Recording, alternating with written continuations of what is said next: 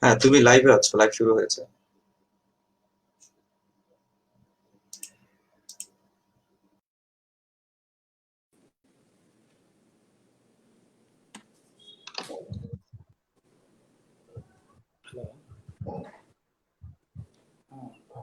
আসসালামু আলাইকুম, আমি শারজিল হাসান।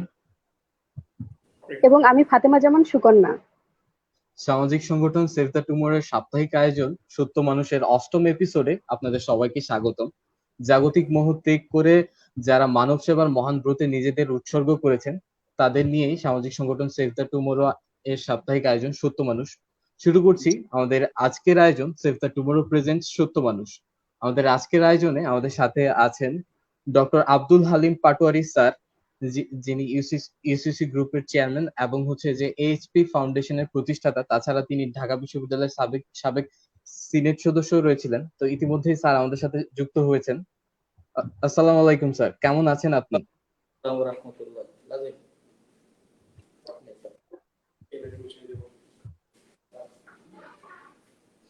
স্যার কেমন সময় কাটছে আপনার?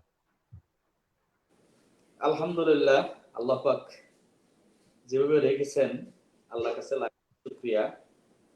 আমরা বেঁচে আছি, অনেকের চেয়ে ভালো আছি, আলহামদুলিল্লাহ।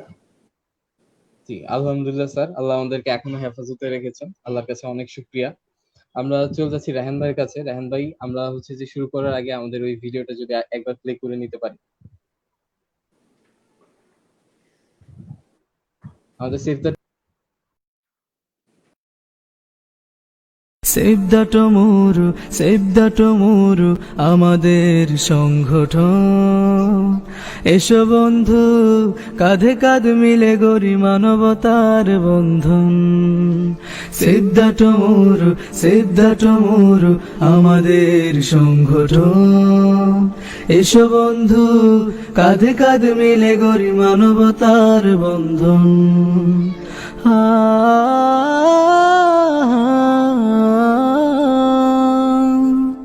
চলো বন্ধু বদলে যায় মানবতার বিশ্ব চায়। চলো বন্ধু বদলে যায় মানবতার বিশ্ব চায়। সেভ দ্য টুমোরো আমাদের সংগঠন। এসো বন্ধু, কাঁধে কাঁধ মিলে গড়ি মানবতার বন্ধন।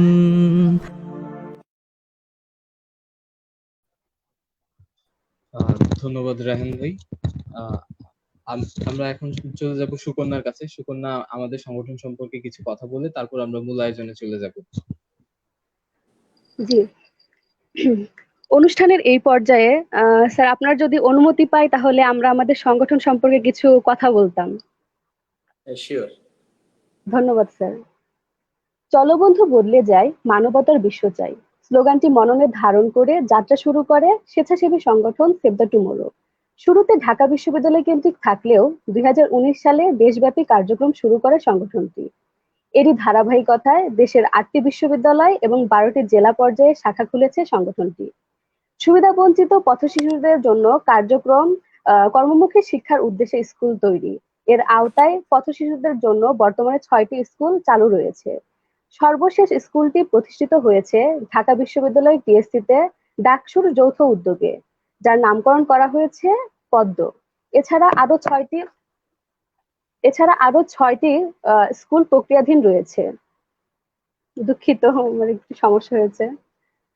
বিশ্ববিদ্যালয়ে অসচ্ছল শিক্ষার্থীদের জন্য মাসিক বৃত্তি প্রদান, অসচ্ছল শিক্ষার্থীদের ফ্রি অ্যাডমিশন কোচিং, বিশ্ববিদ্যালয়ে ভর্তি ইচ্ছুকদের জন্য হেল্প ডেস্ক গঠন, প্রাকৃতিক এবং মানবিক দুর্যোগে সুবিধাবঞ্চিতদের পাশে দাঁড়ানো, প্রাকৃতিক দুর্যোগ ঠেকাতে বৃক্ষরোপণ কর্মসূচি পালন, যার মাধ্যমে 2022 সালের মধ্যে 50,000 বৃক্ষরোপণের কর্মসূচি গ্রহণ করা হয়েছে।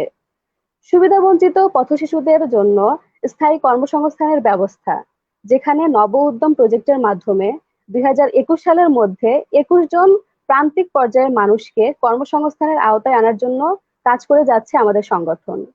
জীবন বাঁচাতে দেশব্যাপী রক্তদানের কর্মসূচি বাস্তবায়ন, যার আওতায় সেভ দ্য টুমোরো এর অঙ্গ সংগঠন এসটিটি ব্লাড ফাইটার্স, যা ইতোমধ্যে দেশের 8টি বিভাগে কাজ শুরু করেছে এছাড়াও সমগ্র দেশব্যাপী প্রয়োজনীয় রক্তের চাহিদা পূরণ করে যাচ্ছে। স্বেচ্ছাসেবকদের মেধা বিকাশের জন্য রয়েছে সেভ দ্য টুমরো থেকে প্রকাশিত মাসিক ম্যাগাজিন আগামী। মূলত স্বেচ্ছাসেবকদের লেখা দিয়ে প্রকাশিত হচ্ছে এই ম্যাগাজিনটি, যার শুভেচ্ছা মূল্য রাখা হয়েছে 20 টাকা, এবং এর থেকে অর্জিত অর্থ ব্যয় করা হবে পথশিশুদের স্কুলের জন্য। এছাড়া করোনাকালীন সময়ে আমাদের বিভিন্ন শাখা থেকে নানামুখী কার্যক্রম পালন করে যাচ্ছে। আমফানের ক্ষতিগ্রস্তদের মধ্যে প্রয়োজনীয় সহযোগিতা প্রদান, নিজ নিজ জেলায় বৃক্ষরোপণ কর্মসূচি পালন সহ বন্যার্তদের মাঝে ঈদ উপহার পৌঁছে দেওয়ার মাধ্যমে মধ্যসহ আরো অনেক রকমের কাজ করে যাচ্ছে। মূলত এগুলোই ছিল আমাদের সংগঠনের কিছু কার্যক্রম এবং ভবিষ্যৎ পরিকল্পনা সমূহ। ধন্যবাদ স্যার। আমি এখন সরাসরি চলে যাচ্ছি শার্জিল ভাইয়ের কাছে। ধন্যবাদ সুকন্যা। আমি প্রথমেই স্যারের কাছে যাওয়ার আগে স্যারকে ধন্যবাদ দিতে চাই। এত ব্যস্ততার মধ্যেও আমাদেরকে সময় দেওয়ার জন্য ধন্যবাদ স্যার। আমাদের এই ক্ষুদ্র আয়োজনটাকে আরো স্পেশাল করেছে স্যারের মতো একজন মানুষ এসে। সামনে যেহেতু ঈদ স্পেশাল হিসেবে আমরা এই আয়োজনে একজন গেস্ট রেখেছি, এবং স্যারের কিছু মূল্যবান কথা, স্যারের প্রতিষ্ঠিত এইচপি ফাউন্ডেশন এবং আরো বেশ কিছু প্রতিষ্ঠান আছে, সেসব প্রতিষ্ঠানের নিয়েই আমাদের আজকের পুরো এপিসোড জুড়ে আলোচনা থাকছে। তো স্যারের কাছে আমি প্রথমেই জানতে চাচ্ছি, স্যার আপনার প্রতিষ্ঠিত এইচপি ফাউন্ডেশন সম্পর্কে যদি কিছু বলতেন। সেখানে আপনার বেশ কিছু প্রতিষ্ঠান আছে, হাসপাতাল আছে, এতিমখানা আছে, মসজিদ মাদ্রাসা আছে, তো সেখান থেকে যদি কিছু বলতেন স্যার। ধন্যবাদ আপনাকে। আপনি বলেছেন যে আমাদের ASPF foundation, that is Abdul Halim Patwari foundation সম্পর্কে কিছু বলার জন্য। তো আসলে ফাউন্ডেশন সম্পর্কে বলতে গেলে আমার এই ফাউন্ডেশনটি কেন করলাম এটা আমার একটু বলা দরকার। ফাউন্ডেশনটি কেন হলো, ছোটবেলা থেকে আমি স্টুডেন্ট পড়াতাম। স্টুডেন্ট পড়াতে পড়াতেই কিন্তু আমার একটা নেশা সৃষ্টি হয়, আর নেশা থেকেই হয়তোবা আজকে আমি পেশায় পরিণত হয়েছে। আমার এই শিক্ষা দীক্ষা নিয়ে কাজ করি, এখানে বেশ কিছু সংখ্যক শিক্ষা প্রতিষ্ঠান তৈরি করেছি। আমার বিশ্ববিদ্যালয় জীবনের প্রথম প্রতিষ্ঠান ইউসিসি থেকে এটাকে আমি এক পর্যায়ে গিয়ে স্থাপন করি আইডিয়াল ল কলেজ। আইডিয়াল ল কলেজটিও বাংলাদেশে একটি অন্যতম শ্রেষ্ঠ ল কলেজ হিসাবে ইতিমধ্যেই সুখ্যাতি পেয়েছে। আপনারা জেনে খুশি হবেন, বর্তমান মাননীয় শিক্ষামন্ত্রী আমাদের এই আইডিয়াল ল কলেজেরই একজন স্টুডেন্ট ছিলেন, আমার সরাসরি ছাত্রী ছিলেন। আমার সৌভাগ্য হয়েছিল যে তাকে মানে কি বলে ক্লাস নেয়ার বা তাকে কিছু পড়ানোর। যাই হোক, তারপর থেকে আমাদের আইডিয়াল কমার্স কলেজ হয়েছে, ideal international school and college হয়েছে, আমাদের একটি আইডিয়াল ইন্টারন্যাশনাল ইউনিভার্সিটি আমার প্রস্তাবিত আছে।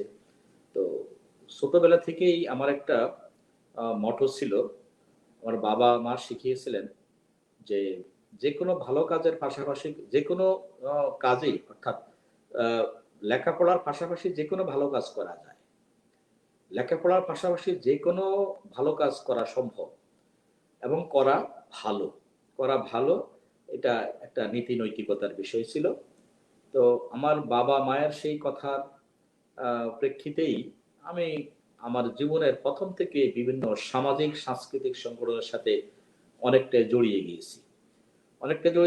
এক পর্যায়ে গিয়ে আমি যখন বিশ্ববিদ্যালয়ে প্রবেশ করার পরে যখন বেরিয়ে হওয়ার পরে যখন কর্মক্ষেত্রে প্রবেশ করলাম, তখন চিন্তা করলাম যে আমার মানে মানুষের উপরে কিছু নাই, মানুষ সত্য, মানব সেবা হলো সবচেয়ে বড় সেবা।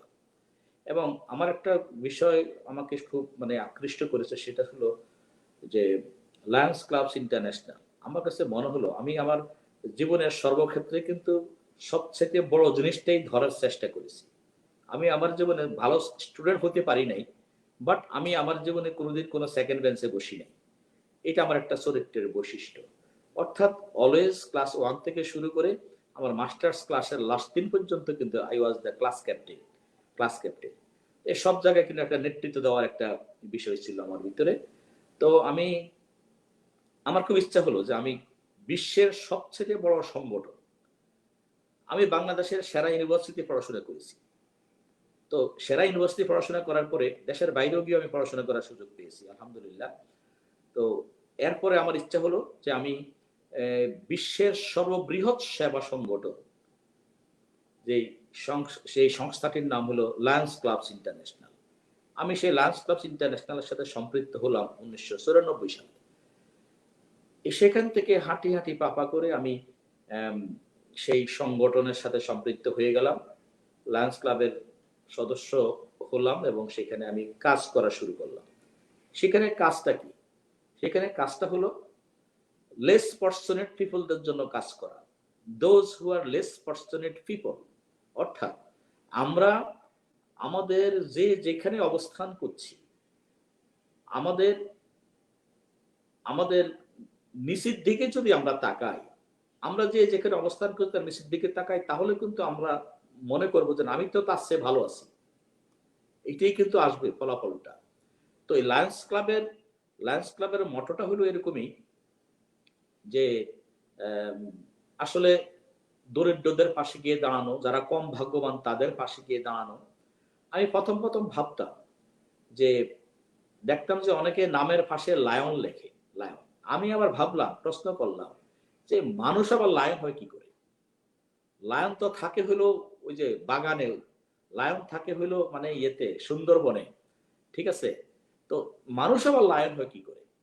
তো এটা সুন্দর একটা উত্তর আমি পেয়েছি। উত্তরটা এমন ছিল, আমি যখন প্রশ্নটি করেছিলাম আমার মনে আছে উত্তরটি এমন ছিল যে বনের রাজা লায়ন, এই লায়ন যখন ক্ষুধার্ত অবস্থায় এই পাশ থেকে ওই পাশ, এই পাশ থেকে ওই পাশ যখন ছুটাছুটি শুরু করে ক্ষুধার জ্বালায়, আর যখন একটা খাদ্য তার জুটে যায়, একটা খাদ্য সংগ্রহ হয়ে যায়, শিকার করে ফেলে, তখন দেখা যায় ওই লায়ন সে যথেষ্ট পরিমাণে ক্ষুধার্ত থাকা সত্ত্বেও ওই খাবারটির পুরো অংশ নিজে খায় না। নিজে না খেয়ে সে অন্য মানে পশু যেগুলো আছে, যারা আসলে সত্যিকার অর্থে শিকার করতে জানে না, শিকার করতে পারে না, তাদের জন্য রেখে দেওয়া হয়। সেই দৃষ্টিকোণ থেকে মানুষকে বলা হয় লায়ন। অর্থাৎ মানুষের মধ্যে একটা লায়ন হার্টের হৃদয় থাকতে হবে। যার মধ্যে একটা লায়ন হার্টের হৃদয় থাকবে সেই কিন্তু মূলত লায়ন্স ক্লাবের সাথে সম্পৃক্ত হতে পারবে। তো আমি মনে করলাম যে চেষ্টা করে দেখি আমি লায়ন হতে পারি কিনা।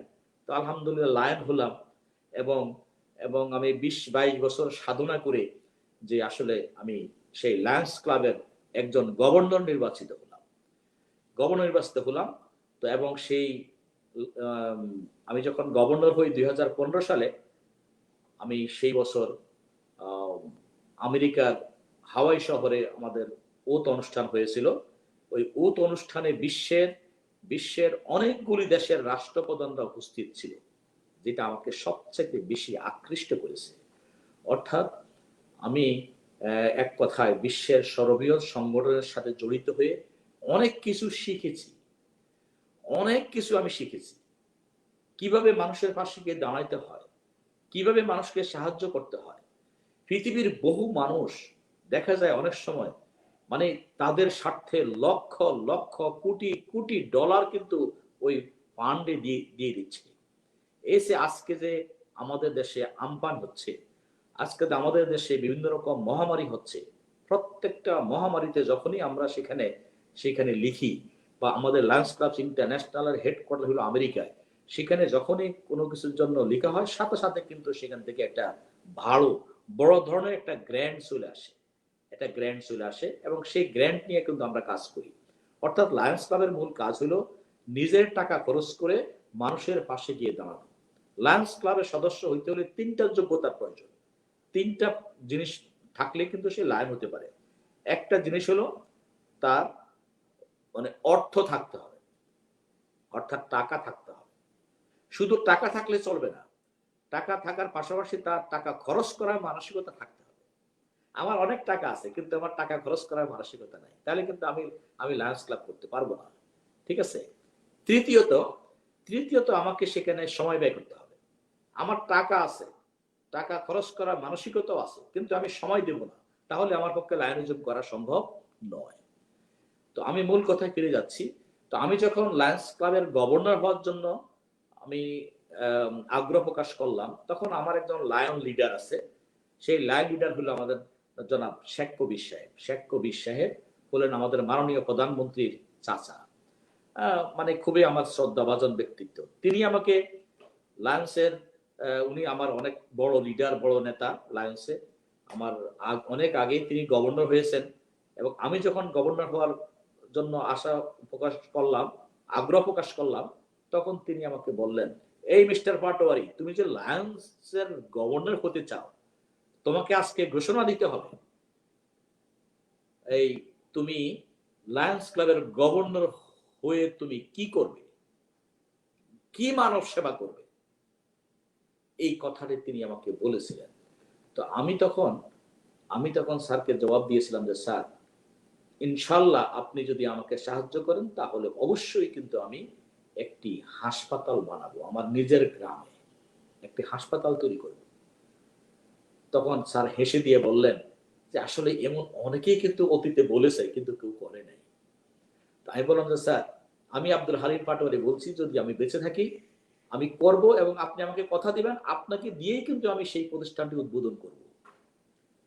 তো স্যার তাৎক্ষণিকভাবে হোটেল সোনারগাঁতে ঘোষণা দিয়েছিলেন, বলছিলেন যে ঠিক আছে, আব্দুল হালিম পাটোয়ারি যদি এই সংগঠনটি করে, অর্থাৎ এই প্রতিষ্ঠানটি করে, হাসপাতাল করে, তাহলে অবশ্যই আমি সেটি আমার নিজের হাত দিয়ে উদ্বোধন করব।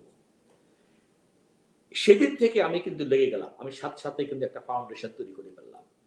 একটা ফাউন্ডেশন তৈরি করে আমি সেই ফাউন্ডেশনের আওতায় কিন্তু আমার সব প্রতিষ্ঠানকে নিয়ে আসলাম, এবং সেই সাথে আমি আমার গ্রামে গিয়ে এই আব্দুল হালিম পাটোয়ারি কমপ্লেক্স নামে একটি কমপ্লেক্স তৈরি করে ফেললাম 3.5 একর জমির উপরে।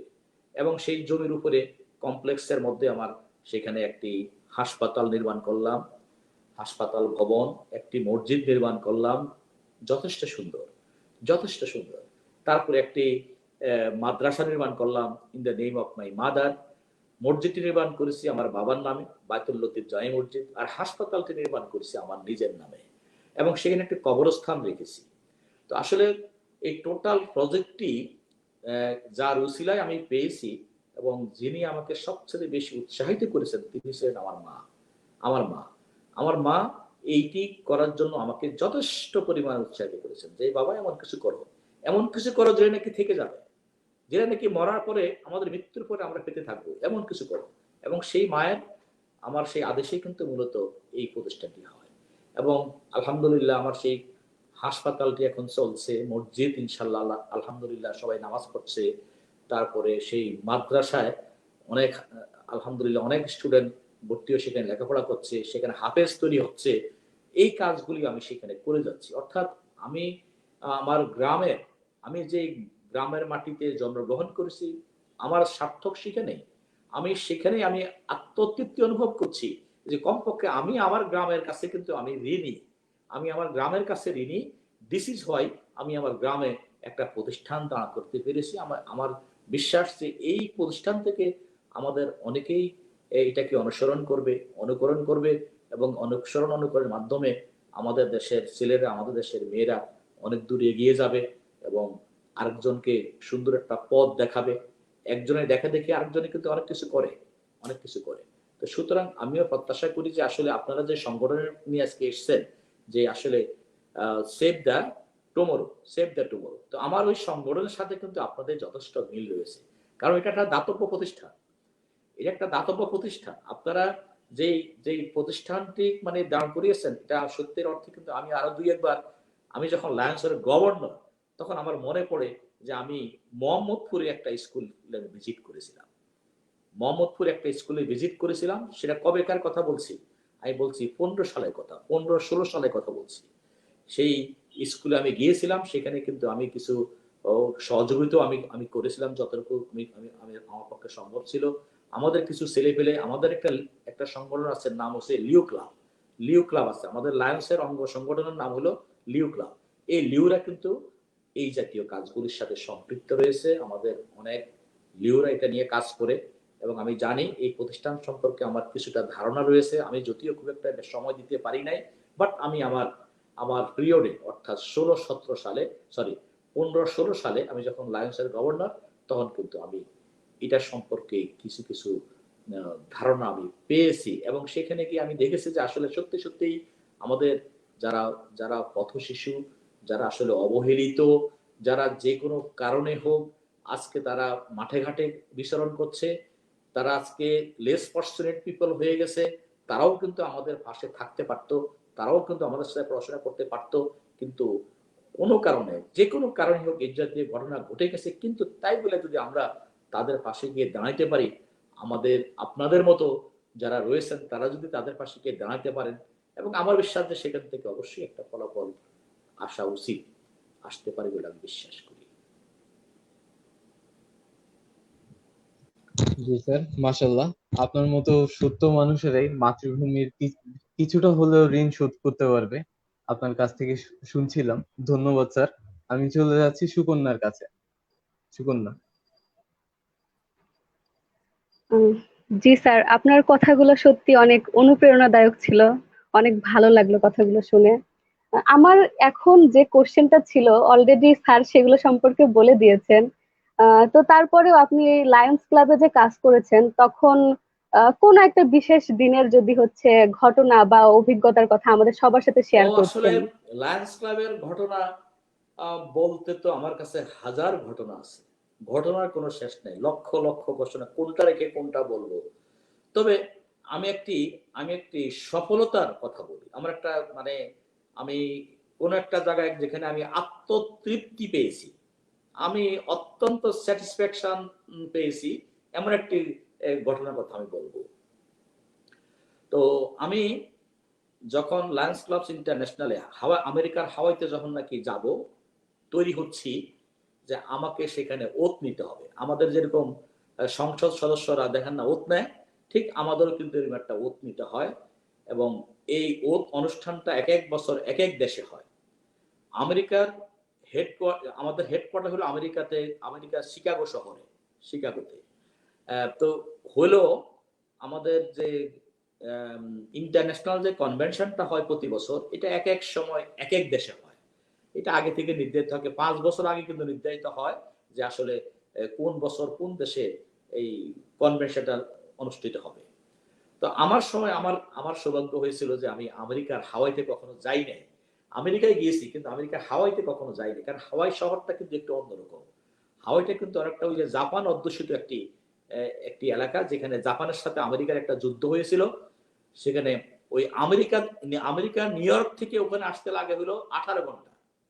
18 ঘন্টা সময় লাগে আমেরিকার নিউ ইয়র্ক থেকে ওই ওই কি বলে ইয়েতে হাওয়াইতে আসতে 18 ঘন্টা সময় লাগে। বাট বাংলাদেশ থেকে যদি যাই তাহলে সময় লাগে 12 ঘন্টা। 12 ঘন্টা, বুঝতে পারতেছেন যে আসলে আমেরিকা থেকে ওটা কত দূর, অর্থাৎ এটা স্বতন্ত্র একটা দ্বীপ। ওই দ্বীপটা আমার দেখার খুব ইচ্ছে ছিল। আল্লাহ পাক কিন্তু আমার সেই আশাটা পূরণ করে দিয়েছেন। তো সেখানে আমাদের লায়ন্স ক্লাবের সাথে 208টা দেশ সম্পৃক্ত।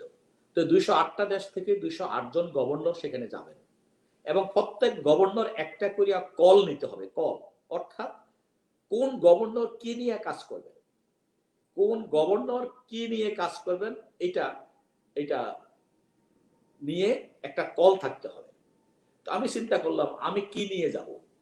আমি এমন একটা জিনিস নিয়ে যাব যেটা যেটা মানে আমি মনে করি যে পৃথিবীর সব দেশের মানুষের জন্য প্রযোজ্য হয়, এমন একটা জিনিস আমি নেব। তো আমি চিন্তা করলাম যে আমি সত্যি সত্যি কাজ করব এডুকেশন নিয়ে, যেটা আমি এডুকেশন নিয়ে আসি, আমি এডুকেশন নিয়ে কাজ করব। আমি চিন্তা করলাম যে আমি একটা কল দেব। কলটা কি দিলাম? কলটা দিলাম হলো এডুকেশন ফর এক্সিলেন্স, অর্থাৎ উৎকর্ষের জন্য শিক্ষা। কেন দিলাম এই কলটা, কেন দিলাম? আমি চিন্তা করলাম যে আমার এই কথাটা কিন্তু আজকে সমগ্র বিশ্বের জন্য খুবই সমসাময়িক একটা বিষয়, একেবারে একেবারে মানে টক অফ দ্য ওয়ার্ল্ড, এই জিনিসটার প্রয়োজন। আমরা যে আজকে মানে কেন দিলাম আপনাদেরকে মানে সকলের বোঝার জন্য বলছি যে এই কলটা দিলাম এই কারণে যে আসলে আমরা কি দেখছি আমাদের চারদিকে। আমরা দেখতেছি একজন মানুষকে কিভাবে ঠকাচ্ছে, দেখছি না? আমরা দেখছি যে একজন মানুষের সাথে কিভাবে প্রতারণা করছে। আমরা দেখছি যে একজন মানুষ হয়ে একজন মানুষকে কিভাবে হত্যা করছে। আমরা দেখতে পাচ্ছি যে একজন মানুষ হয়ে একজন মানুষকে কিভাবে পেট্রোল বোমা মারছে। আমরা দেখতে পাচ্ছি যে আজকে একজন মানুষ হয়ে একজন মানুষের সাথে কিভাবে অন্যায় অবিচার কত কিছু করছে। আজকে দেখেন ওই যে আজকের বাজারে শাহেদ, তথাকথিত শাহেদের কথাটাই বললাম, সে কি শিক্ষিত লোক না? বলেন, সে কি তো শিক্ষিত লোক? তার সে সার্টিফিকেটধারী। আপনি তাকিয়ে দেখুন আমাদের সমগ্র পৃথিবীতে যারা অন্যায় কাজ করে তারা অধিকাংশই কিন্তু শিক্ষিত লোক। ওই গ্রামের সাধারণ মানুষ কিন্তু এসব কাজ করে না। গ্রামের সাধারণ মানুষ এসে কিন্তু দেখা যায় যে এই যে যত অন্যায় অবিচার অত্যাচার, যত জুলুম নির্যাতন নীতি নৈতিকতা ঘুষখোর সবকিছু করে কিন্তু শিক্ষিত লোকেরা, অর্থাৎ তথাকথিত সার্টিফিকেটধারীরা। আজকে যদি একজন স্টুডেন্টকে জিজ্ঞাসা করি, বাবা তুমি লেখাপড়া কেন করো, ওই স্টুডেন্টের মুখ থেকে স্পষ্ট বেরিয়ে আসে, আমি লেখাপড়া করি জিপিএ 5 অর্জন করার জন্য, আমি লেখাপড়া করি ভালো চাকরি বাকরি পাওয়ার জন্য। হ্যাঁ, আমাদের বর্তমান পারিপার্শ্বিক অবস্থা কিন্তু তাকে সেই শিক্ষাই দিচ্ছে, কিন্তু প্রকৃত অর্থে কি তাই?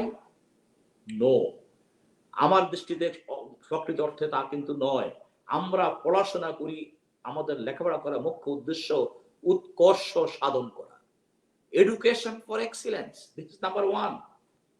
নাম্বার 2 হলো যে এই উৎকর্ষ সাধনের মাধ্যমে আমরা কি করি, আমরা সেখান থেকে একটা ভালো কিছু পাই, ভালো কিছুর মাধ্যমে আমরা সেখানে কি করি, আমরা মানে মানুষের পাশে গিয়ে দাঁড়াইতে পারি। অর্থাৎ আমাদের উৎকর্ষ যদি না থাকে, আমি যে কথাটা মেন করছি, উৎকর্ষ যদি না থাকে, একটা শিক্ষার মধ্যে যদি এক্সিলেন্স না থাকে, তো সেই শিক্ষার কোন অবস্থাতে সেই শিক্ষার কোনো দাম নাই। সেই শিক্ষার কোনো দাম থাকতে পারে না, কোনো অবস্থাতেই না, প্রকৃত অর্থে না। আমি যে কথা বলতে চাচ্ছি, উৎকর্ষের পাশাপাশি আমাদের লেখাপড়া করার মুখ্য উদ্দেশ্য হলো ভালো মানুষ হওয়া। উৎকর্ষ আমাদেরকে ভালো মানুষ হতে উৎসাহিত করে, উৎকর্ষ আমাদেরকে আলোকিত মানুষ হতে উৎসাহিত করে। যার মধ্যে উৎকর্ষ থাকবে সে ভালো মানুষ হতে বাধ্য, যার মধ্যে উৎকর্ষ থাকবে সে কিন্তু আলোকিত মানুষ হতে বাধ্য। সুতরাং আমি মনে করি এখন প্রশ্নটা হলো, এই আলোকিত মানুষ হব আমরা কিভাবে?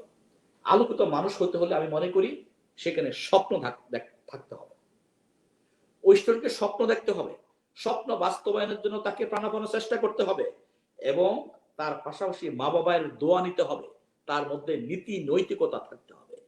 আজকে আমাদের সমাজ নীতি নৈতিকতা থেকে কিন্তু আমরা অনেক দূরে সরিয়ে গেছি। আমাদের মধ্যে নীতি নৈতিকতা নাই। আমরা কে কত মিথ্যা কথা বলতে পারি আমরা তার প্রতিযোগিতা করি, আমরা তার কম্পিটিশন করি। প্রতিটি ক্ষেত্রে একটা সত্য কথাকে ঢাকার জন্য 1 লক্ষ মিথ্যা কথা বলতে হয়, 2 লক্ষ মিথ্যা কথা বলতে হয়, অসংখ্য মিথ্যা কথা বলতে হয়। এই অবস্থার কারণে, এই সার্বিক পরিস্থিতির কারণেই আমি চিন্তা করলাম যে না, আমাদের শিক্ষার মধ্যে কিন্তু একটা ঘাটতি আছে, এবং সেই ঘাটতিটা হলো উৎকর্ষ, এক্সিলেন্স। শিক্ষার মধ্যে এক্সিলেন্স থাকতেই হবে। সেটা যেই আমাদের একদম নিম্ন শ্রেণী থেকে শুরু করে শেষ লেভেল পর্যন্ত, এবং আমাদের জীবনের প্রতিটি ক্ষেত্রে প্রতিটি স্তরে আমরা যখন যে কাজটি করি আমরা কি করি, সকালবেলা ঘুম থেকে উঠে আমরা দাঁত ব্রাশ করি।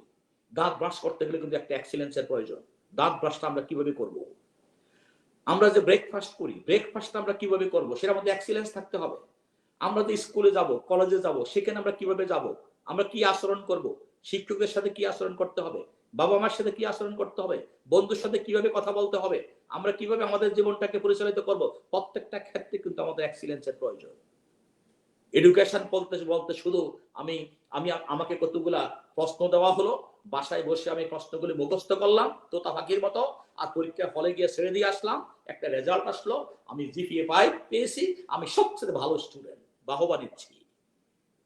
বাবা মার কাছে আমরা কত কিছু করতেছি। যাই হোক, আমি সবকিছু বিবেচনা করে আমি বললাম যে না, আমি আমেরিকায় যাব, হাওয়াইতে যাব, এডুকেশন ফর এক্সিলেন্স নিয়ে।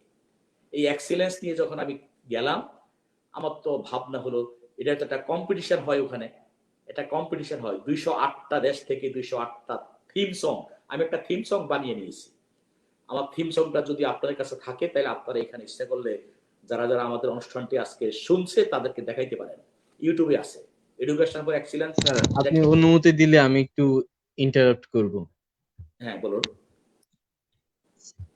স্যার আপনার এই প্রশ্নটাতে আমরা যাচ্ছিলাম, তো হচ্ছে যে আপনি যদি অনুমতি দেন তাহলে ওই গানটা আমরা এখন প্লে করব স্যার। না না, আমি আমি আমার এডুকেশন কথা- ফর এক্সেলেন্স। আমি আমার কথা একটু শেষ করিনি।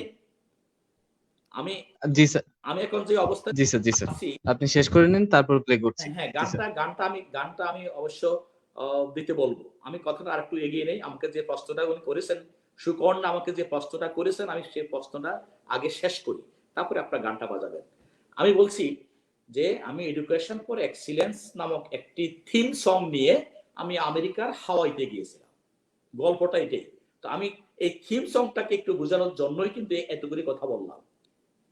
আমি যখন সেখানে গেলাম এবং সেখানে গিয়েও কিন্তু I was the class captain.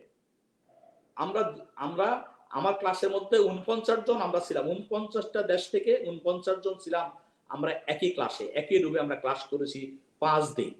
5 দিন ক্লাস করছি। একেবারে একদম ছোটকালের বাচ্চারা যেভাবে লেখাপড়া করতো ঠিক ওইভাবে। সকাল 8টার সময় ক্লাস শুরু হইতো, রাত 8টা পর্যন্ত ক্লাস চলতো।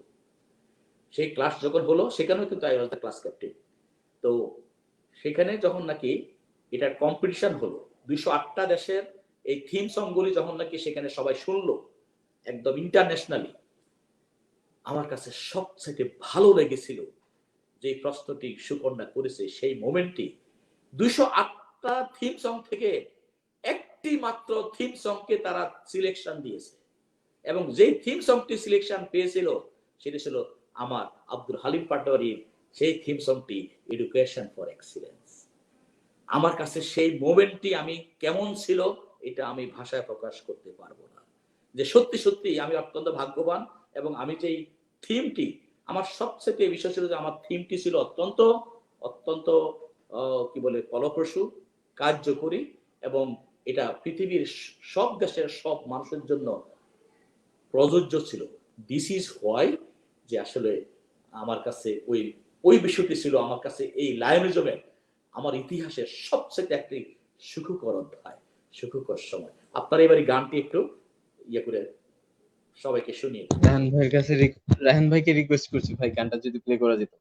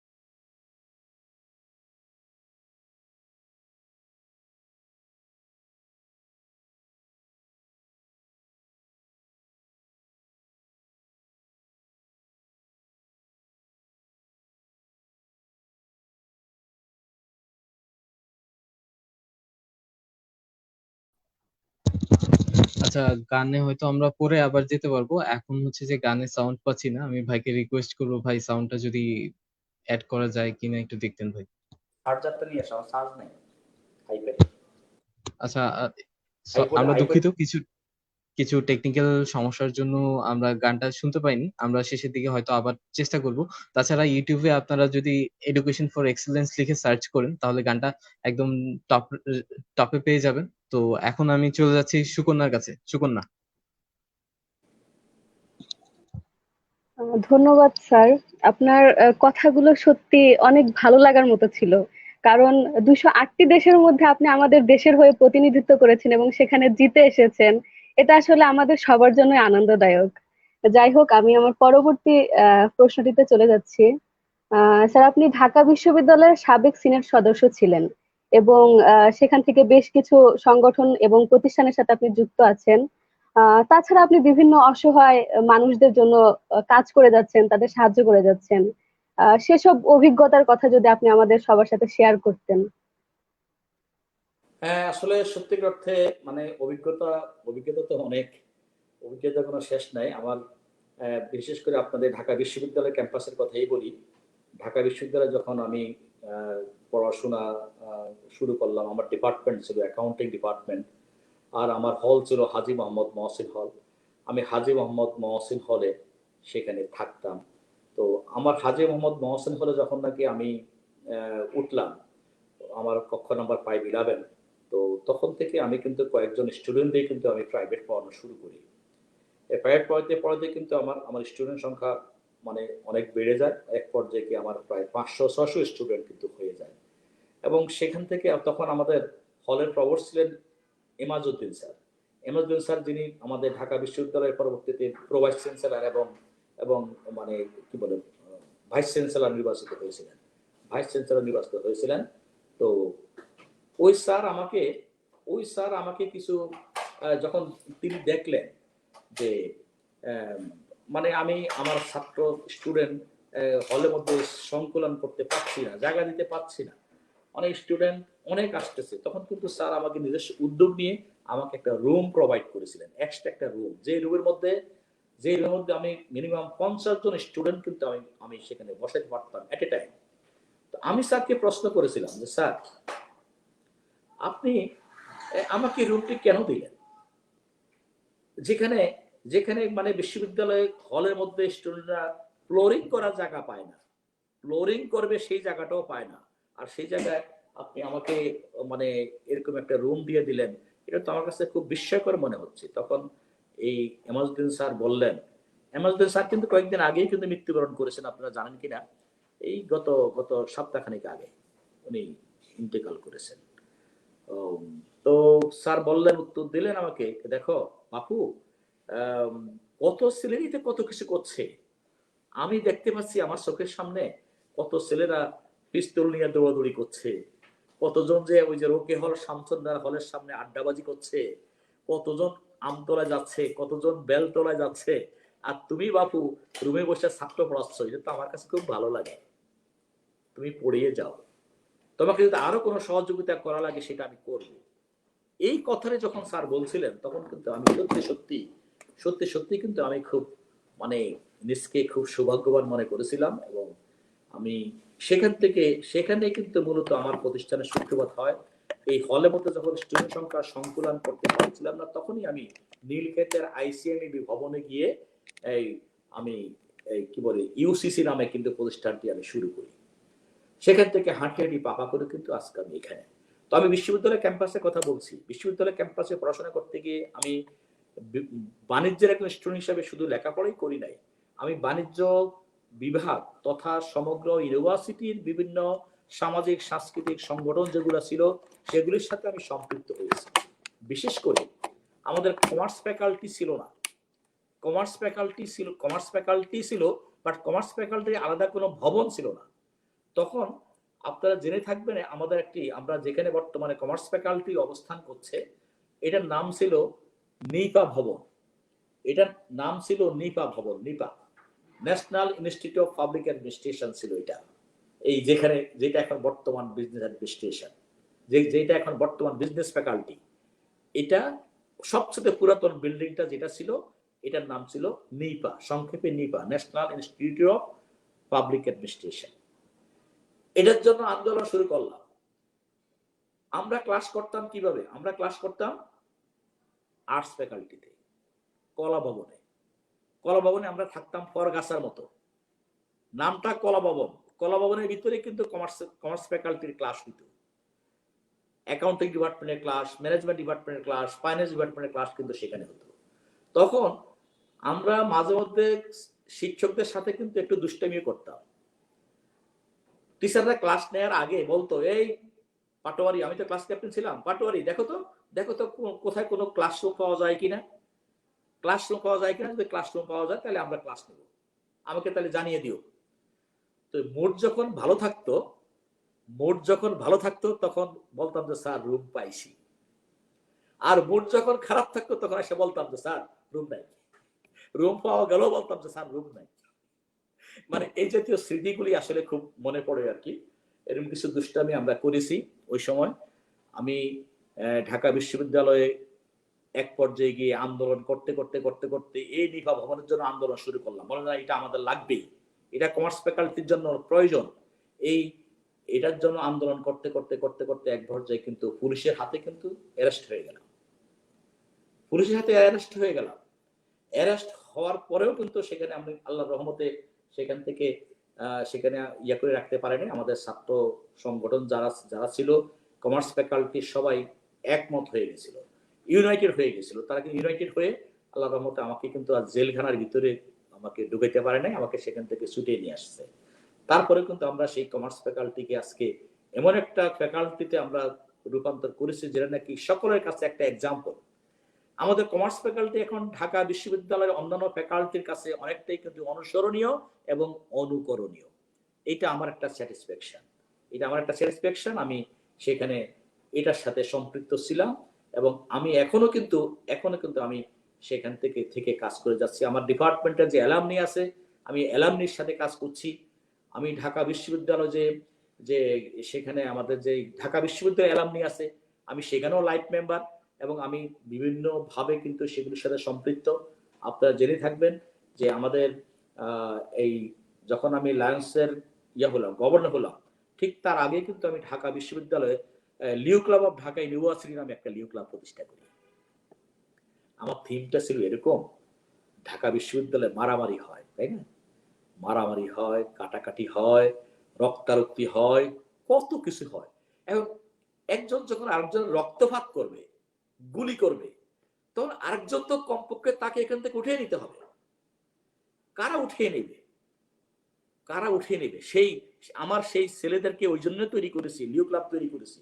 এই লিও ক্লাবের ছেলেদেরকে তৈরি করছি এই কারণে, যখনই আমরা আমাদের কোনো স্টুডেন্ট অবহেলিত হবো, অনেক স্টুডেন্ট গ্রাম থেকে স্টুডেন্টরা আসে এসে কিন্তু এখানে অবহেলিত হয় অনেক সময়। আমি আমার নিজের কথাই বলি।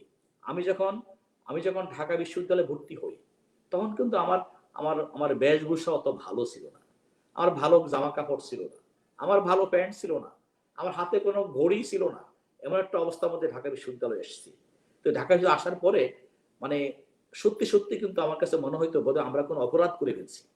গ্রাম থেকে আসছি, তার মানে যারা শহরে ছিল তাদের কাছে আমরা ছিলাম অবহেলিত, কোন একটা পাপ করে ফেলছি। যাই হোক, তারা আমাদেরকে বিভিন্নভাবে কিন্তু কটাক্ষ করে কথা বলতো। কারা? যারা ঢাকা শহরে ছিল, যারা ওই ঢাকা কলেজ থেকে পাশ করেছে, যারা নটরডেম কলেজ থেকে পাশ করেছে, যারা বিকেএম থেকে পাশ করেছে, তারা কিন্তু আমাদেরকে ঠিক ওইভাবেই কিন্তু আমাদেরকে এই কটাক্ষ করে কথা বলতো। কারণ ক্লাস থেকে বের হওয়ার পরে আমরা দেখতাম কি চিত্র, ক্লাস থেকে বের হওয়ার পরে আমরা দেখা যেত অনেক ছেলেমেয়েরা কিন্তু কেউ যাইতো লাইব্রেরিতে, ক্লাস থেকে বের হয়ে কেউ যাইতো মধুর ক্যান্টিনে, ক্লাস থেকে বের হয়ে কেউ যাইতো বটতলায়, কেউ যাইতো গাবতলায়, কেউ যাইতো টিএসসিতে, কেউ যাইতো রোকে হলের সামনে, কেউ যাইতো শামসুন্নার হলের সামনে আড্ডা দিতে, ইত্যাদি ইত্যাদি এসব ছিল। আব্দুল হালিম পাটোয়ারি ক্লাস যখন শেষ হইতো তখন আব্দুল হালিম পাটোয়ারি চলে যেত রুমে, সরাসরি রুমে, কারণ কিছু স্টুডেন্ট তার জন্য অপেক্ষা করছে। আমাদেরকে আরো একটা কারণে অবহেলা করতো, আমরা অবহেলিত ছিলাম। দেখা গেছে অধিকাংশ ক্ষেত্রে যখন ঢাকার ছেলেরা ক্লাস করতে আসতো মোটরসাইকেল দিয়ে, তখন তো মোটরসাইকেলের একটা প্রবণতা ছিল। মোটরসাইকেল যখন আসতো তখন মোটরসাইকেলের পিছনে কিন্তু একজন গার্লফ্রেন্ড থাকতো, মোটরসাইকেলের একজন গার্লফ্রেন্ড থাকতো। কারণ ওই গার্লফ্রেন্ড না থাকলে তাদের নাকি ঠিক মতো ইউনিভার্সিটির ভাত হজম হতো না, তাদের ক্লাস নাকি ফুটফুট হতো না, ইত্যাদি ইত্যাদি। এইসব তামাশা যখন দেখতাম তখন মনে মনে বলতাম, এই তামাশা তোরা কয়দিন করবি? তবে মনে রাখবি, তোরা কিন্তু একদিন না একদিন কিন্তু আয়সা ধরা দিবি আমাদের কাছে, ধরা দিতেই হবে। কারণ তোদের এই বিষয়গুলো কিন্তু খুব একটা বেশি দিন যাবে না, বেশি দিন চলতে পারে না। সত্যি কিন্তু আজকে আমার কাছে ভালো লাগছে যে আমার যেই বন্ধুরা আমাকে কটাক্ষ করতো, যেই বন্ধুরা সেই দিন আমাদেরকে অবহেলা করত, সেই বন্ধুরা কিন্তু আজকে হারিয়ে গেছে। সেই বন্ধুরা কিন্তু আজকে বাবার টাকা পয়সা যা ছিল সব ধ্বংস করে দিছে, বাবার সহায় সম্পত্তি যা ছিল সব কিছু বিক্রি করে দিয়ে বিলীন হয়ে গেছে। বাট আলহামদুলিল্লাহ আমরা গ্রাম থেকে এসেছি, কিন্তু গ্রাম থেকে এসে কিন্তু আমরা টিকে আছি, ভালো আছি আলহামদুলিল্লাহ, অনেকের চেয়ে ভালো আছি, অনেকের চেয়ে ভালো আছি। সুতরাং আমি যে কথাই বলতে চাচ্ছি, আসলে মানুষের যদি লক্ষ্য সুস্পষ্ট হয়, লক্ষ্য যদি সুস্পষ্ট হয়, নিয়ত যদি ভালো থাকে, তাহলে তাকে কেউ দাবায় রাখতে পারে না, দাবায় রাখার সুযোগ নাই। কয়টা স্মৃতির কথা বলবো, ঢাকা বিশ্ববিদ্যালয়ে পড়াশোনা করি নাই, ঢাকা বিশ্ববিদ্যালয়ের প্রত্যেকটা ইট বালুকণার সাথে কিন্তু পরিচিত হয়ে গেছি। এই বিগত সেই কবে 80 সাল, আমার এইচএসসি হইলো 81 সাল, 81 সাল থেকে বর্তমানে কত, বর্তমানে হলো 2020 সাল, তার মানে কি 40টি বছর, প্রায় 40টি বছর। এই 40টি বছরে কিন্তু শুধু ঢাকা বিশ্ববিদ্যালয়ে পড়াশোনাই করি নাই, পড়াশোনা করেছি, ঢাকা বিশ্ববিদ্যালয়ে কাজ করেছি, ঢাকা বিশ্ববিদ্যালয়ে প্রতিটা ডিপার্টমেন্ট, প্রতিটা অঙ্গ সংগঠন, প্রতিটি যা কিছু আছে সবকিছু সম্পৃক্ত হয়েছি, ঢাকা বিশ্ববিদ্যালয়ে সার্ভিস দিয়েছি। ঢাকা বিশ্ববিদ্যালয় থেকে পাশ করে আসার পরে যেই বিশ্ববিদ্যালয় আমাদেরকে, যে বিশ্ববিদ্যালয়ে আমরা আসলে আসার উপযুক্ত কিনা এটা নিয়ে যাদের কটাক্ষ করত, পরিচালনা পর্ষদের সদস্য হয়েছি, সিনিয়র সদস্য হয়েছি। সিনিয়র সদস্য কিন্তু একটা সহজ জিনিস নয়, সিনিয়র সদস্য সহজ জিনিস নয়, এটা অনেক একটা ওয়েটেড সামথিং, এটা অনেক ওজন, এটা অনেক ওজন। কিভাবে আমি এক্সাম্পল দেবো, এটা ওজনটা বেশি, এটা ওজনটা যে বেশি আমি কিভাবে কিন্তু জবাব দেব। আমি যখন সিনিয়র সদস্য, তখন এখানে কিন্তু মহামান্য রাষ্ট্রপতিও কিন্তু একজন সিনিয়র সদস্য, আমি সিনিয়র সদস্য, মহামান্য রাষ্ট্রপতিও কিন্তু একজন সিনিয়র সদস্য। আমি হইলাম নির্বাচিত আর তিনি হলেন পদাধিকার বলে, মহামান্য রাষ্ট্রপতি হলেন পদাধিকার বলে। আমি একটা স্মৃতির কথা বলি। একদিন একটা মিটিং বসলো আমাদের ইয়েতে, ঢাকা বিশ্ববিদ্যালয় আমাদের যে সিনেট ভবন, সেখানে একটা মিটিং বসলো। সেই মিটিংয়ে আমাদের মহামান্য রাষ্ট্রপতি এসেছেন। তো রাষ্ট্রপতি মিটিং প্রিসাইড করতেছেন। তো আমি বারবার সেই অধিবেশনে যখন শুরু হলো আমি হাত তুলছি, তার মানে আমি কথা বলতে চাই। মহামান্য রাষ্ট্রপতি আমাকে কথা বলতে দিলেন না। একবার, দুইবার, তিনবার হাত শুধু তুলে থাকলাম, কিন্তু অনেকেরই কথা বলতে দিচ্ছেন, কিন্তু কেন যেন উনি আমাকে কথা বলতে দেননি। আমি তো মনে মনে খুব ক্ষুব্ধ, কি ব্যাপার, আমাকে কথা বলতে দিবে না কেন, আমি কি অপরাধ করেছি? তো যখন একত্রে সবাই মিলে আমরা টি টেবিলে বসলাম, চা খেতে বসলাম, তখন কিন্তু আমি স্যারকে ধরলাম, মহামান্য রাষ্ট্রপতিকে ধরলাম, যে স্যার আপনি সবাইকে কথা বলতে দিলেন, আমাকে কথা বলতে দিলেন না কেন? তো বলেছে না না, বিষয়টা তো আসলে তা নয়। তো আমি আবার এইভাবে বললাম যে আপনি কি জানেন আপনার মধ্যে আমার মধ্যে তফাৎটা কি? আমি তাকে কিন্তু একটা প্রশ্ন করলাম, আপনি কি জানেন আপনার মধ্যে আর আমার মধ্যে তফাৎটা কি? আপনি আজকে যেখানে আসছেন, যে অধিবেশনে আসছেন, আপনি এই অধিবেশনে আসছেন হলো মহামান্য রাষ্ট্রপতি হিসাবে পদাধিকার বলে আসছেন। আপনার কোনো নির্বাচন করতে হয় নাই, আপনি আসছেন, ওই চেয়ারটা অলংকার করছেন আপনি, আর অলংকৃত করার কারণে কিন্তু আপনি ঢাকা বিশ্ববিদ্যালয়ের চ্যান্সেলর হয়েছেন, আপনি সিনেট মেম্বার হয়েছেন একজন। আর আমি কিন্তু সমগ্র বাংলাদেশ থেকে নির্বাচন করে জনগণের ভোট নিয়ে কিন্তু আজকে আপনার সামনে এসে হাজির হয়েছি। আপনি কাকে মূল্যায়ন করবেন, আমাকে না আপনাকে? আমি নির্বাচিত, আপনি অনির্বাচিত, আপনি পদাধিকার বলে আসছেন।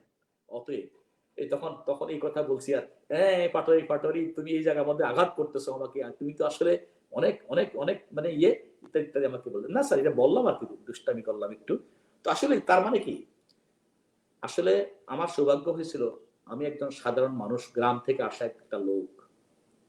সে লোক আমি মহামান্য রাষ্ট্রপতির সাথে গিয়ে সেখানে মিটিং করছি, তিনিও একজন সিনেট মেম্বার, আমিও সিনেট মেম্বার, তিনি আমার কলিগ। ভাবতে অবাক লাগে। অথচ আমি একসময় স্বপ্ন দেখতাম, আমি যদি ঢাকা বিশ্ববিদ্যালয়ে একটু পড়তে পারতাম, এটা আমার স্বপ্ন ছিল। আমি সেই বিশ্ববিদ্যালয়ে শুধু পড়াশোনাই করি নাই, আমি সেই ঢাকা বিশ্ববিদ্যালয়ে আমি পর পর 2 বার কিন্তু আমি সিনিয়র সদস্য নির্বাচিত হয়েছি, 2 বার নির্বাচিত হয়েছি। সুতরাং এটা আমার জন্য অত্যন্ত প্লেজার, এটা আমার জন্য অত্যন্ত গর্ব করার বিষয়। কারণ সিনিয়র সদস্য এমন একটি বিষয় যেগুলো আমার জীবনে অনেকগুলি অর্জন আছে, আমার জীবনে অনেকগুলি অর্জন আছে। আমি এসএসসি পাস করছি, একটা অর্জন, তাই না? আমি এসএসসি পাস করছি, এটা আরেকটা অর্জন। আমি অনার্স করেছি, একটা আরেকটা অর্জন। আমি মাস্টার্স করছি, আমি আরেকটা অর্জন। আমি পিএইচডি করেছি, আমি আরেকটা অর্জন। আমি আমি তারপরে বিভিন্ন সংগঠন করেছি, শিক্ষা প্রতিষ্ঠান তৈরি করেছি, বহু কিছু করেছি। এটা আমার সবই অর্জন না? অর্জন। আমি যদি আমার জীবনের সব অর্জনকে আমি এক পাল্লায় রাখি, আর যদি শুধু সিনিয়র সদস্যটাকে এক পাল্লায় রাখি, আমার কাছে মনে হয় সিনিয়র সদস্যের পাল্লাটা ভারী হবে। এটা এত বড় সম্মান, এখান থেকে কোনো বেতন পাওয়া যায় না। এটা হয়ে কিন্তু কোনো বেতন পাওয়া যায় না, কোনো টাকা পয়সা পাওয়া যায় না, কিন্তু এটার মতো সম্মান কিন্তু আমি আর কোনো সেক্টর থেকে পাই নাই। অতএব স্মৃতির কথা কত বলবো, স্মৃতির কথা বলে কিন্তু শেষ করা যাবে না। বাট আমি অত্যন্ত গর্ববোধ করি, আমি আমার জীবনে যেসব শিক্ষা প্রতিষ্ঠানে পড়াশোনা করেছি, আমি অধিকাংশ শিক্ষা প্রতিষ্ঠান কিন্তু এখন চালাচ্ছি। আমি যেসব শিক্ষা প্রতিষ্ঠানে পড়াশোনা করেছি সেই সব প্রতিষ্ঠান এখন চালাচ্ছি। এর চেয়ে সৌভাগ্যবান আমার আর কি হতে পারে? আমি যেই গ্রামে জন্মগ্রহণ করছি, সেখানকার প্রকৃত চিত্র ছিল কি জানেন? আপনারা জেনে খুশি হবেন যে সেখানকার চিত্র ছিল এমন, আমার গ্রামটা ছিল একটা রিমোট এরিয়া, রিমোট, একবারে বদ্ধ গ্রাম যাকে বলে। এরপরে আর রিমোট হতে পারে না। তো সেখানকার সিস্টেমটা ছিল, আমার গ্রামে একটা প্রাইমারি স্কুল ছিল। সাধারণত আমার গ্রামের ছেলেরা বা মেয়েরা ওই প্রাইমারি স্কুলে পড়াশোনা করত।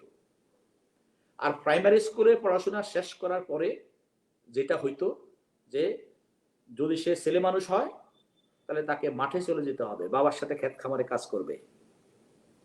আর যদি মেয়ে মানুষ হয় তাহলে সে শ্বশুর বাড়ি যাবে, সংসার করবে। এই ছিল সেখানকার প্রকৃত চিত্র। কারণ প্রাইমারি স্কুলের পরে কেউ হাই স্কুলে যেতে চায়, হাই স্কুল কিন্তু 20 মাইল দূরে, 20 মাইল দূরে অবস্থিত। তো 20 মাইল দূরে গিয়ে কি কেউ পড়াশোনা করতে পারে বাড়ি থেকে? সম্ভব? Quite impossible. বাট আমি যখন ক্লাস 5 পড়া শেষ করলাম, 5ম শ্রেণী শেষ করলাম, তখন কিন্তু আমিও মনে মনে চিন্তা করছি আমার তো পড়াশোনা শেষ, আমার লেখাপড়া ওভার। আমার মা জিজ্ঞাসা করলেন, তুমি স্কুলে যাচ্ছ না কেন? কোন স্কুলে যাবো? আমার তো স্কুল শেষ, এখন কোন স্কুলে যাবো? হাই স্কুলে যাবে, কারণ হাই স্কুল তো 20 মাইল দূরে। তখন আমার মা বলেছিলেন, বাবা 20 মাইল দূরে নয়, 20,000 মাইল দূরেও যদি হয়, যদি হাই স্কুল 20,000 মাইল দূরেও হয়, তবু তোমাকে হাই স্কুলে যেতে হবে, পড়াশোনা করতে হবে। আমি আমার মায়ের কথার সেই সূত্র ধরেই কিন্তু আমি হাই স্কুলে গিয়েছি, হাই স্কুল থেকে কলেজে গিয়েছি, কলেজ থেকে আমি ইউনিভার্সিটি এসেছি, ইউনিভার্সিটি থেকে আবার মানে বাংলাদেশের বাইরে আমেরিকার মতো জায়গায় গিয়েও কিন্তু পিএইচডি করে আসছি। আল্লাহর কাছে লাখ লাখ শুকরিয়া, আলহামদুলিল্লাহ। আমি আমার মাকে আজকে স্মরণ করছি। ধন্যবাদ স্যার। আমার মা কিন্তু বেঁচে নাই, আমার মা কিন্তু ওই কমপ্লেক্সের মধ্যেই তাকে রেখেছি। আমার মা 2017 সালের 27 অক্টোবর আমাদেরকে ছেড়ে চলে গেছেন। তো আমার আব্বা চলে গেছেন হলো 1994 সালে চলে গেছেন। সুতরাং আসলে মায়ের কথা বলতে গেলে কিন্তু সত্যি সত্যি আমি খুব খুব মানে ভেঙে পড়ি, আমার কান্না পায়।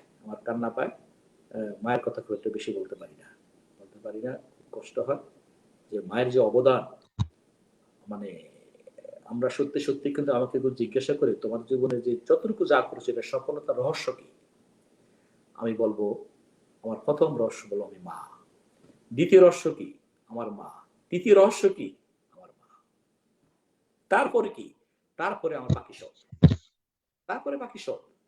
আমি সবসময় বলি যে আসলে সত্যিকার অর্থে কিন্তু আমার ওই যে জীবনে সফলতা অর্জন করতে হলে 3টা জিনিস লাগে। প্রথমত কি বলে, স্বপ্ন দেখতে হবে। কথাটা কিন্তু আমি একবার বলছি, আবার রিপিট করছি, আমাদেরকে দেখতে হবে, স্বপ্ন বাস্তবায়নের জন্য আমাদেরকে চেষ্টা করতে হবে, এবং তার পাশাপাশি আমাদেরকে বাবা মায়ের কথা শুনতে হবে, বাবা মাকে শ্রদ্ধা করতে হবে। এই তিনটা জিনিস যারা করতে পারবে তাদের জীবনে সফলতা আসতে বাধ্য, এতে কোনো সন্দেহ নাই। অতএব সকলে যারা আজকে আমাদের অনুষ্ঠানটি শুনছেন, আমি তাদেরকে উদ্দেশ্য করে বলবো যে জীবনে যদি কেউ কোনো কারণে সফলতা অর্জন করতে চায় তাহলে অবশ্যই কিন্তু এই তিনটা জিনিস মনে রাখতে হবে। স্বপ্ন দেখতে হবে। আমরা স্বপ্ন দেখি ঘুমিয়ে ঘুমিয়ে, আমরা স্বপ্ন দেখি রূপবানকে দেখি, আমরা কুলসুমাকে দেখি, আমরা XYZ কে দেখি, এই দেখি সেই দেখি, কিন্তু আমি যে স্বপ্নের কথা বলছি সেই স্বপ্ন কিন্তু ঘুমিয়ে ঘুমিয়ে দেখলে হবে না। আমি যে স্বপ্নের কথা বলছি সেই স্বপ্ন দেখতে হবে জেগে জেগে, এবং এই স্বপ্ন কখনো কিন্তু তাকে ঘুমাতে দেবে না, ঘুমাতে দেয় না। স্বপ্নকে বাস্তবায়ন করার জন্য যতদিন পর্যন্ত সময় লাগে ততদিন পর্যন্ত কিন্তু এটা তাকে তাওয়া করে, তাকে ধাওয়া করে। এক পর্যায়ে গিয়ে যখন নাকি সেই স্বপ্ন বাস্তবায়ন হয় তারপরে তাকে শেখাতে হয় না। সুতরাং বন্ধুরা যারা আজকে শুনছেন তাদের প্রতি অনুরোধ, স্বপ্ন দেখো, স্বপ্নকে বাস্তবায়ন করার জন্য চেষ্টা করো, বাবা মার কাছ থেকে দোয়া নাও, নীতি নৈতিকতা শিখো, সত্যকে সত্য বলতে শিখো, মিথ্যাকে মিথ্যা বলতে শিখো, তাহলেই তোমার জীবনে সফলতা আসবে, এতে কোনো সন্দেহ নেই। স্যার আমি একটু ইন্টারাপ্ট করতে যাচ্ছিলাম স্যার। Sure. স্যার আসলে আমাদের তো একটু সময় কম, তো আমরা একদম শেষ প্রশ্নে চলে যাচ্ছি। তো শেষ প্রশ্নটা আমার ছিল যে there is no shortcut to success, যেটা নিয়ে আপনি এতক্ষণ কথা বলছিলেন।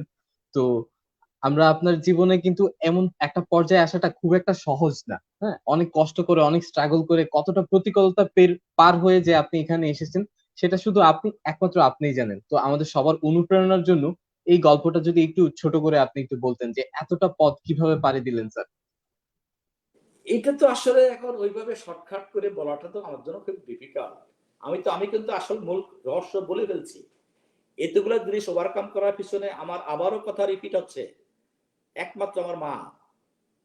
এর পিছনে উৎসাহ যোগিয়েছে আমার মা। আমি আবার বলছি যে আমার শুধু মাকে ভালোবাসতে হবে, মাকে জীবনের সর্বশক্তি দিয়ে তাকে কিন্তু ভালোবাসতে হবে, মাকে শ্রদ্ধা করতে হবে। শুধু মা না, মার সাথে বাবাও কিন্তু থাকেন, মা বাবার কথাই বলছি আমি। মা বাবাকে শ্রদ্ধা করতে হবে, মা বাবাকে ভালোবাসতে হবে, বাবা মাকে একেবারে তার হার্টের মধ্যে স্থান দিতে হবে। জীবনের আমি যে কাজটি করতাম, আমি যখন ক্লাস 1-এ পড়তাম তখন আমার যেদিন পরীক্ষা থাকতো আমি আমার মার পা ছুঁয়ে সালাম করে দিতাম যে মা আমি পরীক্ষা দিতে চাচ্ছি, আমার জন্য দোয়া করবে। আমি কিন্তু এটা যতদিন মা আমার কাছে ছিল ততদিন কিন্তু আমি এই কাজটি করতাম, এই কাজটি আমি করেছি। আমি যখন ঢাকা চলে এসেছি, আমার মাকে ছেড়ে দিয়ে মাকে গ্রামে রেখে যখন নাকি আমি ঢাকা চলে এসেছি, ঢাকা চলে আসার পরেও আমার যেদিন পরীক্ষা থাকতো আমি তখন মার কাছে মনে মনে, তখন তো আসলে কোনো মোবাইল ছিল না, মোবাইল তো আসছে অনেক পরে, সেই 80 সালে যখন আমরা এতে আসছি তখন কিন্তু মোবাইলের কোনো গন্ধ ছিল না সত্যিকার অর্থে। তো তখন আমি কমপক্ষে মাকে স্মরণ করতাম যে মা আমার আজকে পরীক্ষা, তুমি আমার জন্য দোয়া করো, মনে মনে বলতাম।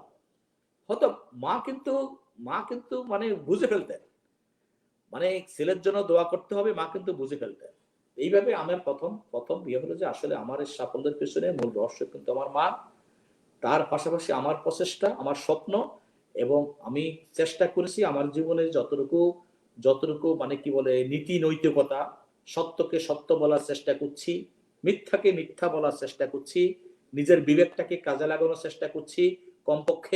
কমপক্ষে আমার বাবা আমাকে শিখিয়েছিলেন যে বাবা জীবনে কারো উপকার করতে যদি নাও পারো কিন্তু অপকার করবে না। বাবার সেই কথাটা কিন্তু অক্ষরে অক্ষরে পালন করার চেষ্টা করেছি, এবং করেছি বলেই কিন্তু আজকে আমি কি বলবো, আমি সত্যি কিন্তু আসলে আমি আল্লাহর কাছে আমি কৃতজ্ঞতা প্রকাশ করছি যে আসলে আমি কিন্তু আজকে এখানে থাকার কথা নয়, আমার, কারণ আমার থাকার কথা মাঠে, ওই বাবার সাথে ক্ষেত খামারে কাজ করার কথা ছিল। আমার সেই বন্ধুরা কিন্তু আজও কিন্তু ক্ষেত খামারে কাজ করছে, আজও কিন্তু আমার বন্ধুরা কিন্তু অনেকে বুড়াও হয়ে গেছে, অনেকে কিন্তু মানে কি বলবো। তো এখন আজকে তো আমি আজকে এখানে আসি, কথা বলছি, একটা ভালো জায়গায় অবস্থান করছি, ঢাকা বিশ্ববিদ্যালয়ে পড়াশোনা করছি, ঢাকাতে বাস করছি, ঢাকাতে কিছু শিক্ষা প্রতিষ্ঠান তৈরি করেছি, কিছু মানুষ আমার উপর ডিপেন্ডেন্ট হয়েছে, অনেক মানুষ আজকে আমি যেখানে ওই 79-এ যখন নাকি আমার খুব একটা শখের কলেজ ছিল, পছন্দের কলেজ ছিল নটরডেম কলেজ, নটরডেম কলেজে ভর্তি হয়েছিলাম। ভর্তি হওয়ার পরে 3 মাস থেকে আমি বাড়ি চলে গেছি। আবার কেন চলে গেছিলাম? আমার থাকার ব্যবস্থা ছিল না। আমি আবার কিন্তু সেই হাজীগঞ্জ চলে গেছি ঢাকায় এসে। বাট আমার আজকে মনে হয় 79-এ এসএসসি পাস করে আমি ঢাকায় এসে আমাকে আমি প্রোভাইড করতে পারি নাই। আজকে আলহামদুলিল্লাহ আমার উপরে হাজার হাজার শত শত মানুষ কিন্তু নির্ভরশীল। এটা আমার সবচেয়ে বড় স্যাটিসফ্যাকশন, যে ভালো লাগছে যে আজকে আমার উপরে হাজার হাজার মানুষ নির্ভরশীল। আজকে ঢাকা বিশ্ববিদ্যালয়ের শত শত স্টুডেন্ট কিন্তু আমার এখানে কিন্তু পড়ায়। এখানে পড়ে কিন্তু তারা কিন্তু নিজেদের কর্মসংস্থান করছে, বাবার কাছ থেকে পয়সা আনতে হচ্ছে না। এই যে একটা সার্ভিস, এই সার্ভিসটা যে আমি দিতে পারছি, এই একটা সুযোগ করে দিতে পারছি, আল্লাহর কাছে আমি লাখ লাখ শুকরিয়া আদায় করি। সুতরাং সাকসেসের কোনো শর্টকাট মেথড নাই, শর্টকাট কোনো রাস্তা নাই। রাস্তা একটাই, যে তোমাকে সাধনা করতে হবে, চেষ্টা করতে হবে, বাবা মায়ের কথা শুনতে হবে, বাবা মাকে শ্রদ্ধা করতে হবে, সত্যকে সত্য বলতে হবে, মিথ্যাকে মিথ্যা বলতে হবে, এবং তাহলে আমাদের জীবনে সফলতা আসবে। ধন্যবাদ স্যার।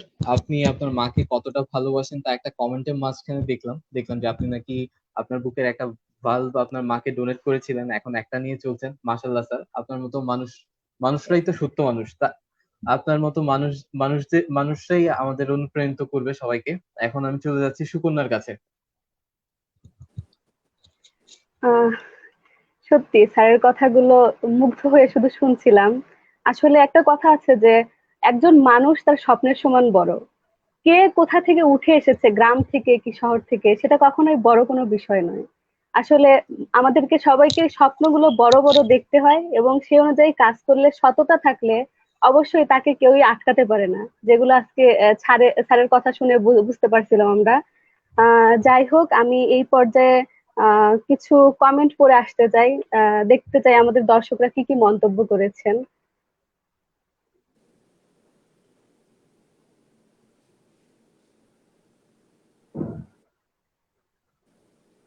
জান্নাতুল মিশু জানিয়েছেন, জি স্যার, উদ্দেশ্য ভালো থাকলে সফলতা আসবেই। যতই বাধা আসুক, সফলতা আসবে অবশ্যই। এটা বলার অপেক্ষা রাখে না। তো বিশ্বাস করি সফলতা আসতে বাধ্য। জি অবশ্যই। মার্জিয়া জানিয়েছেন, স্যারের কাছ থেকে লায়ন্স ক্লাব সম্পর্কে অনেক গুরুত্বপূর্ণ কিছু তথ্য জানতে পারলাম। ধন্যবাদ স্যারকে। ধন্যবাদ, আপনাকেও ধন্যবাদ। ফাতেমা আফরোজ জানিয়েছেন, স্যারকে অনেক অনেক শুভেচ্ছা ও অভিনন্দন। ধন্যবাদ। আপনাকে অভিনন্দন আমার কথাগুলো শোনার জন্য। আচ্ছা। জিলান লিখেছে, ঢাকা অধিভুক্ত শাখার পক্ষ থেকে অভিনন্দন। শুধু ঢাকা থেকে না, আমাদের সবগুলো প্রায় সংগঠন থেকে, শাখা থেকে অনেক রকমের শুভেচ্ছা জানানো হয়েছে। চট্টগ্রাম বিশ্ববিদ্যালয়ের পক্ষ থেকে অনেক অনেক শুভেচ্ছা ও অভিনন্দন। থ্যাংক ইউ ভেরি মাচ আমাকে অভিনন্দন জানানোর জন্য। আমি আচ্ছা। আপনাদের কাছে প্রকাশ করছি। রত্না পারভিন লিখেছেন, সেভ দ্য টুমরো কাজ করতে করতে লায়ন্স ক্লাব সম্পর্কে জানতে পারি। এমনকি আমাদের কিছু প্রোগ্রামে লায়ন্স ক্লাবের সহযোগিতা পেয়েছিলাম আমরা। আচ্ছা। আমি তো আমার আমার আমার কথায় বলছিলাম যে একসময় আমার সৌভাগ্য হয়েছিল যে তাদেরকে নিয়ে কাজ করার। মোহাম্মদপুরে কোনো একটি জায়গায় আমি গিয়েছিলাম, সেটা আমার আমার মনে আছে সুস্পষ্টভাবে, 2015-16 সালে।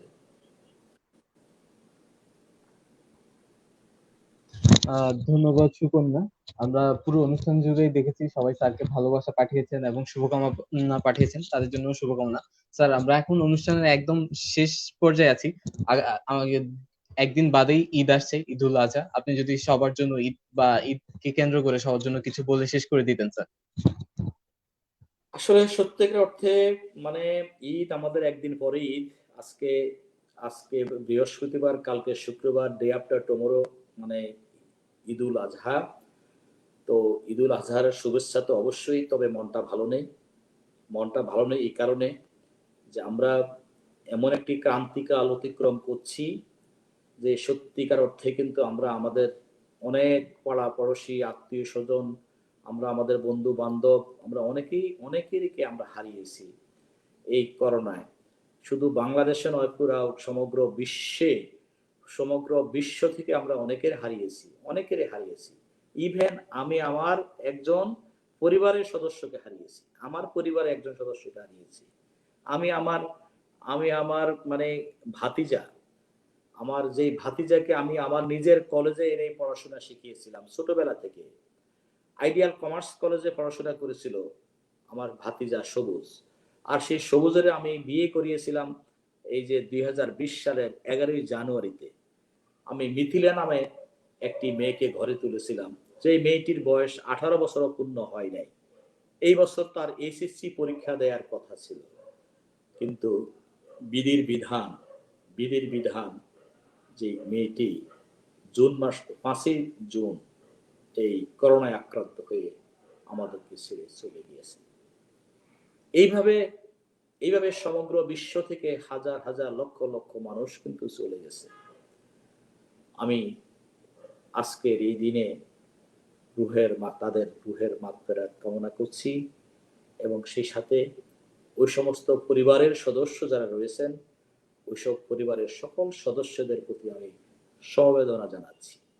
সেই সমবেদনা জানিয়ে আমি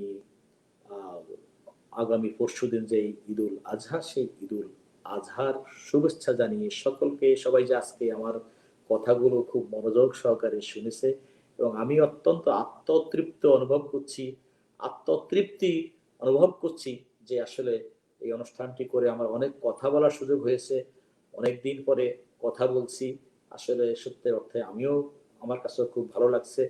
বিশেষ করে সুকন্যা, তারপরে কি শারজিল হাসান, তার পাশাপাশি আমার আরো 2-1 কি যেন শরীফকে দেখতে পাচ্ছি না।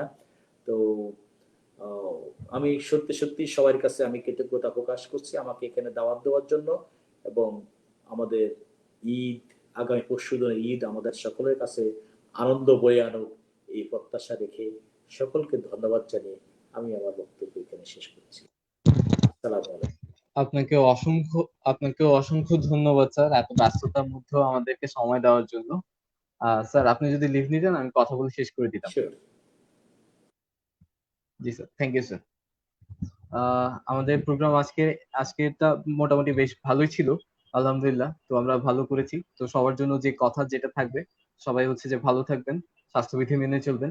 ঈদের র্যাপিড মুভমেন্ট আমরা না করি, সবাই যে যার জায়গায় থাকি, নিজেদের মতো করে এনজয় করি, এনজয় যতটুকু সম্ভব ততটুকুই করি, আর ভালো থাকি সবাই। সেভ দ্য টুমরোর সাথে থাকুন। আমি সুকন্যার কাছে চলে যাচ্ছি। সুকন্যা, তো যদি কিছু বলার থাকে বলে শেষ করে দিতে পারিস।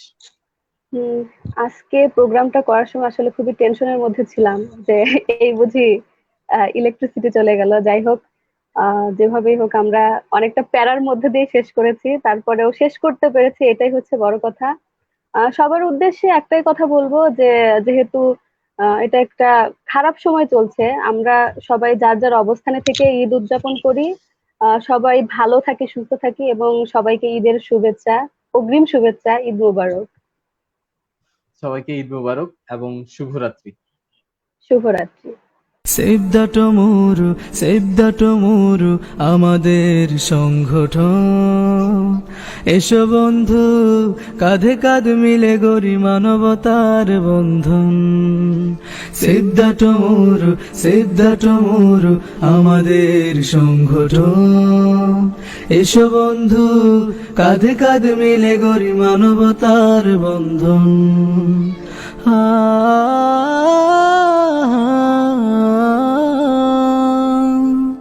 চলো বন্ধু বদলে যায়, মানবতার বিশ্ব চায়। চলো বন্ধু বদলে যায়, মানবতার বিশ্ব চায়। সেভ দ্য টুমরো আমাদের সংগঠন। এসো বন্ধু, কাঁধে কাঁধ মিলে গড়ি মানবতার বন্ধন।